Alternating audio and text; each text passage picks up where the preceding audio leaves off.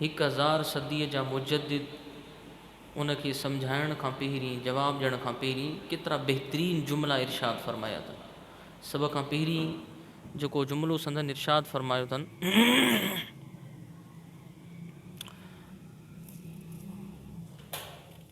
दुरूद शरीफ़ पढ़ो, अल्लाहुम्मा सल्लि अला सय्यिदना मौलाना। पाण फरमाइनि था त अल्लाह ताला असांखे तव्हांखे निजात अता फरमाए क़ील ऐं क़ाल खां। क़ील ऐं क़ाल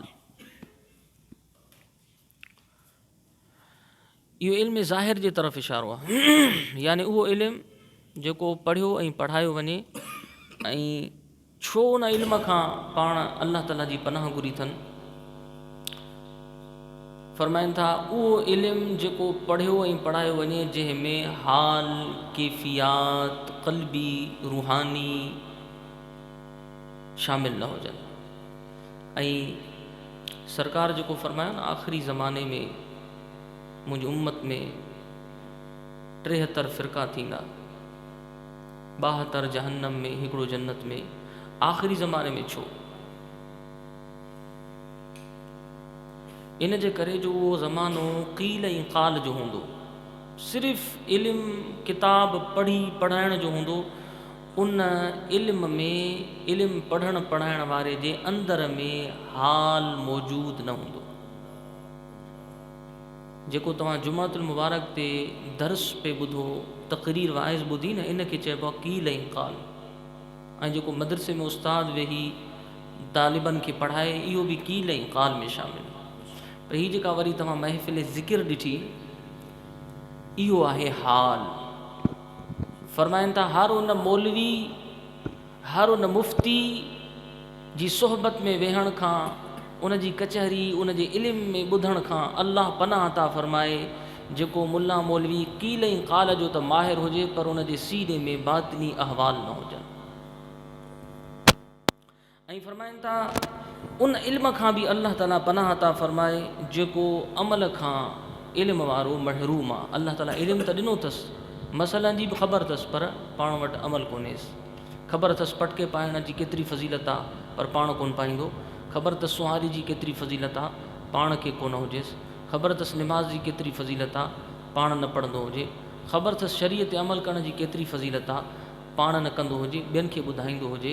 फरमाइनि था अहिड़े माण्हू खां बि अल्लाह ताला असांखे पनाह अता फरमाए। अहिड़े इल्म खां बि अल्लाह पनाह अता फरमाए जो इल्मु त हुजे, माण्हू असांखे इल्म वारो सम्झनि, पर उन इल्म में असां में अमल मौजूदु न हुजे।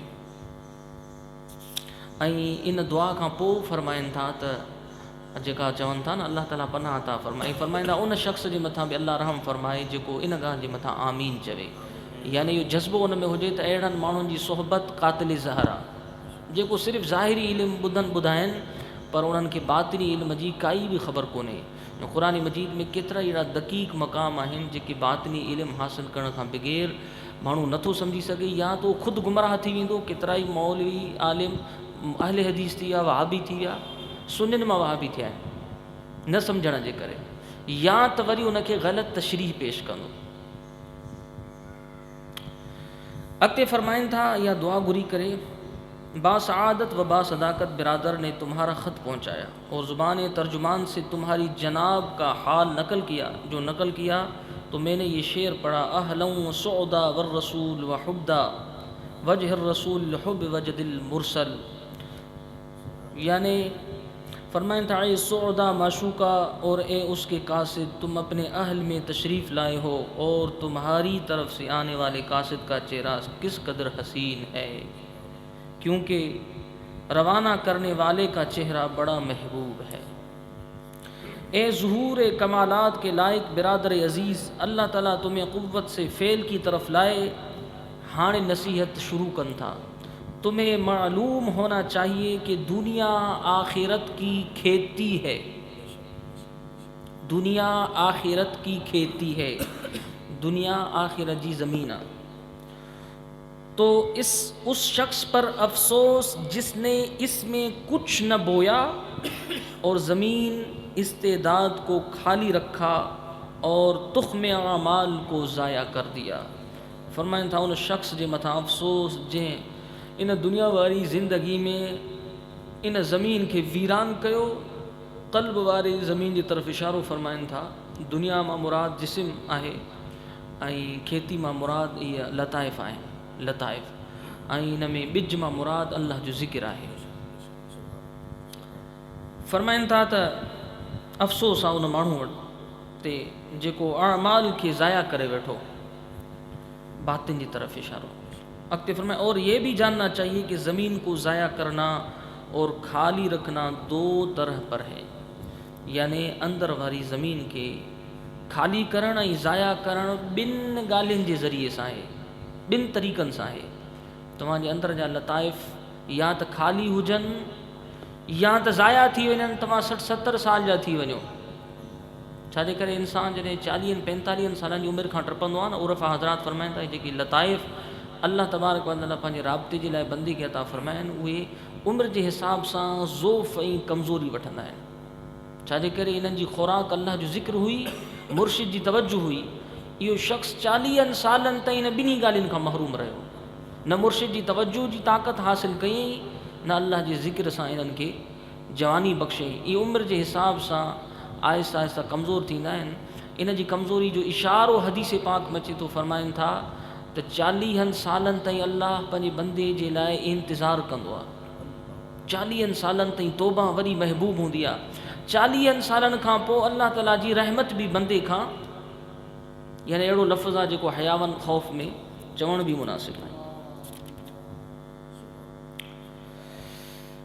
अॻिते फ़रमाइनि था एक ये कि, जेके 2 तरीक़ा फ़रमाइनि था उनमें फ़रमाइनि, एक ये कि उसमें कुछ न बोए, दूसरा ये कि उसमें ख़बीस और रद्दी तुख़ुम डाले।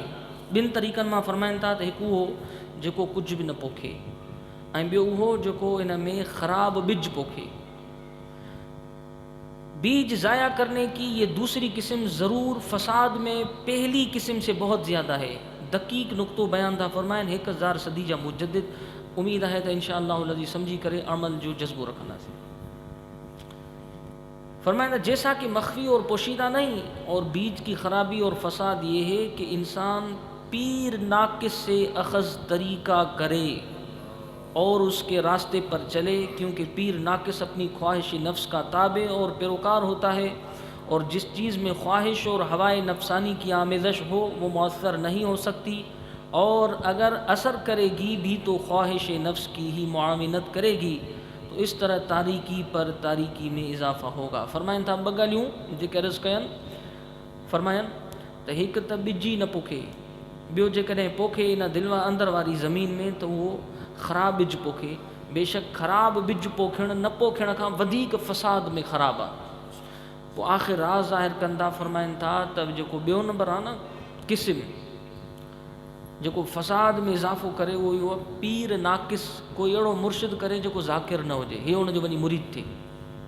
हाणे उहो ख़ुदि ज़ाकिर न आहे, मुरीद खे केॾांहुं ज़िक्र ॾींदो, ऐं ख़ुदि हू हवाए नफ़्स जो पैरोकार आहे, शरीयत जो दुश्मन आहे, अल्लाह जे रसूल जी अता जो मुखालिफ़ आहे।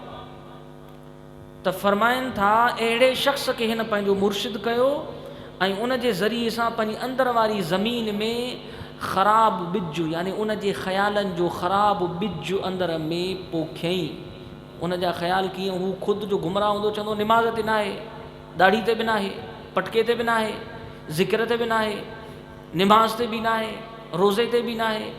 यानी इहे उन जी सोहबत में वेही ख़्यालनि जा ख़राबु बिज उन जे दिलि ते असरु कंदा कंदा कंदा हता कि नूरानी लताइफ़ उन जा मरी वेंदा।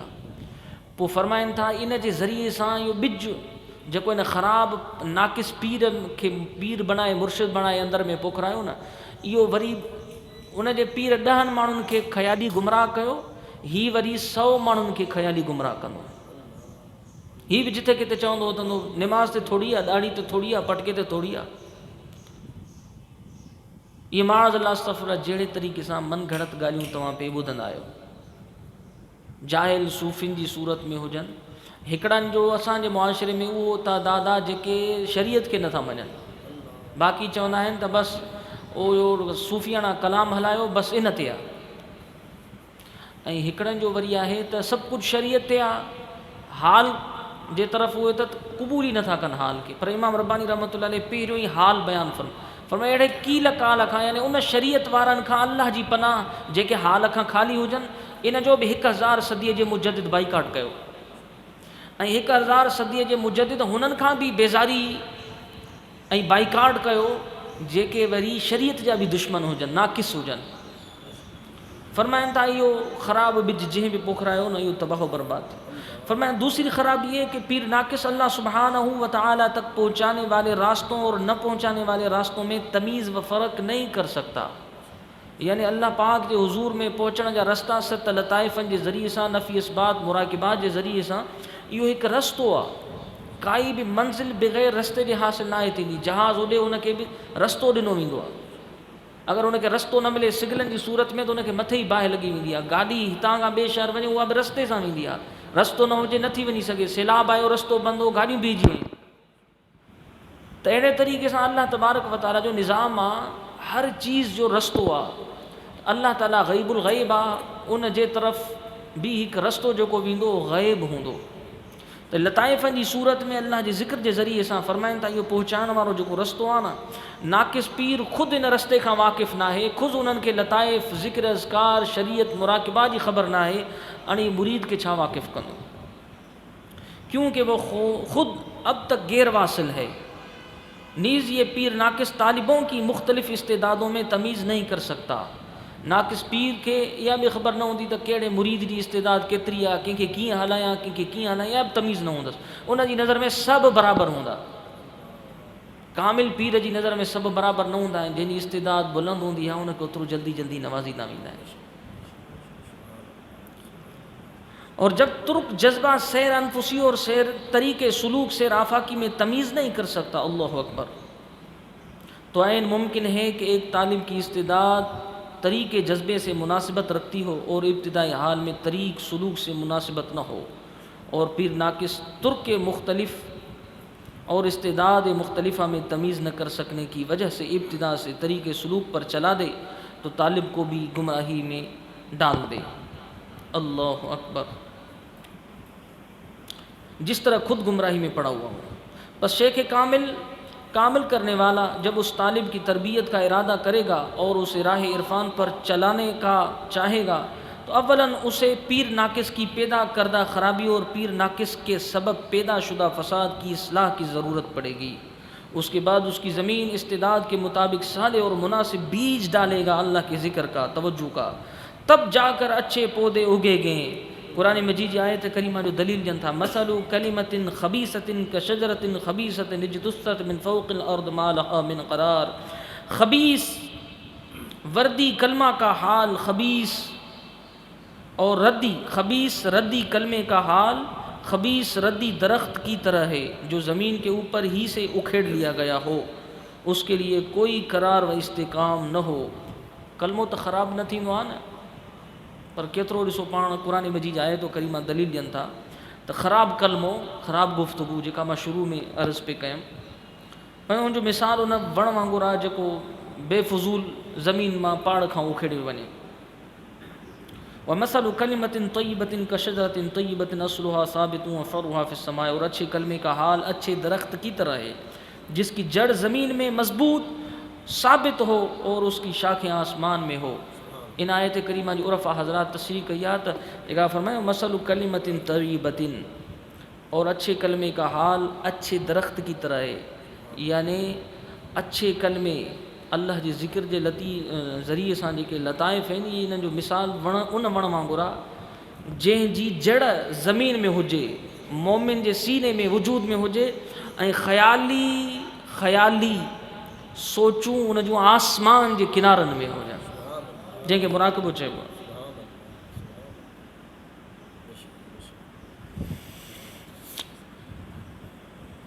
अॻिते बि नसीहत काफ़ी तइदाद में मुंहिंजे ॿुधाइण जो मक़सदु सिर्फ़ु ही ॿ ॻाल्हियूं हुयूं।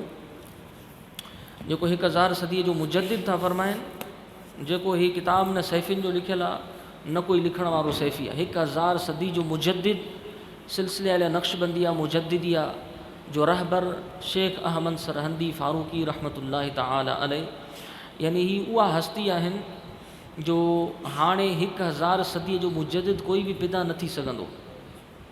हे 1000 सदी जा मुजद्दिद आहिनि, हाणे 100 सदीअ जा मुजद्दिद पैदा थींदा रहंदा। 1000 सदीअ जो मुजद्दिद वरी जेको पैदा थींदो उनजो नालो हज़रत इमाम मुहम्मद मेहदी अलैहिस्सलाम हूंदो। जेकॾहिं उहे 3 सदी में आया त, जेकॾहिं उहे न आया त वरी कोई और पैदा थींदो जेको इहो कमु कंदो सरकार जी उम्मत जो। यानी 1000 सदी जे अॼु 1440 44 या 48 या 50 44 हिजरी हले थी न, 444 साल गुज़री चुका आहिनि। 1000 सदीअ जे मुजद्दिद जो फैज़ जारी सारी आहे। इहो वेंदे वञी 2000 ते 1444 2000 ते पहुचे, 2000 पूरा थियनि त हिन सदीअ जो आहिस्ता आहिस्ता इख़्तिताम थींदो। जेका 3 सदी शुरू थींदी न, उन सदीअ में या त हज़रत इमाम मोहम्मद मेहदी अलैहिस्सलाम ईंदा या त वरी कोई और 1000 सदीअ जो मुजद्दिद पैदा थींदो। अगरि दुनिया ख़तमु थी ऐं ख़तमु थियण जा आसार बि नज़र अची रहिया आहिनि ऐं क़यामत जूं तक़रीबन निशानियूं ज़ाहिर थी चुकियूं आहिनि, जंहिं दौर में तव्हां साईं बसि सिर्फ़ु वॾियूं ई निशानियूं रहियूं आहिनि, त लॻे ईअं थो त हीअ 1000 सदी पूरी थियण सां लॻे ईअं थो त हज़रत इमाम मोहम्मद मेहदी अलैहिस्सलाम जो ज़ुहूर थींदो ऐं हीअ दुनिया अन क़रीब जल्द अज़ जल्द ख़तमु थींदी।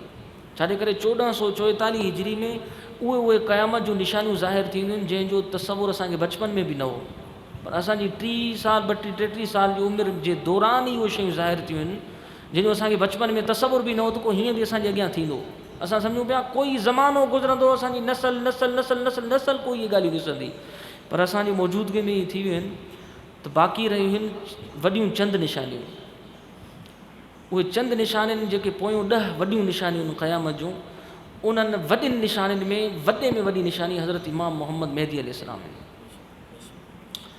जीअं जो पाण ईंदा ऐं उन वक़्तु दजाल बि ज़ाहिर थींदो, हज़रत ईसा अलैहिस्सलाम जो बि नुज़ूल थींदो, बसि पोइ ही छिके इहे ज़मानो 300 साल ताईं हूंदो। हीअ दुनिया 300 साल ताईं बसि संदनि जे विसाल खां पोइ छिके 300 साल ताईं, या इल्ला माशा को ग़ालिबन अल्लाह ताला कमी पेशी माफ़ फरमाए, हीअ दुनिया ख़तमु थी वेंदी। बसि हीअ खेल ख़तमु, जेके माण्हू जन्नत में सो जन्नत में, जेके जहन्नम में सो जहन्नम में, हीअ दुनिया जो खेल ख़तमु।